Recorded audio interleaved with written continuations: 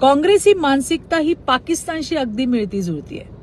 तिकडे पाकिस्तानी नेता चौधरी फवाद हुसेनने सर तन से जुदा असा प्रधानमंत्री मोदींविरुद्ध नारा दिला आणि इकडे काँग्रेसने तसा फोटो एडिट करून त्यांच्या अधिकृत सोशल हँडल्सवर टाकला। पहलगामच्या हल्ल्याबाबत काँग्रेसचे आणि त्या पाकिस्तानी दहशतवाद्यांचं एकच टार्गेट आहे आणि ते म्हणजे मोदीजी। दहशतवादी हिंदू नरसंहारावर बोलण्याऐवजी राजकीय खेळी खेळत जनतेची दिशाभूल करण्यात काँग्रेसी नेते मशगूल झालेत आणि त्यात आपल्याकडच्या वडेट्टीवारांचीही वर्णी लागते।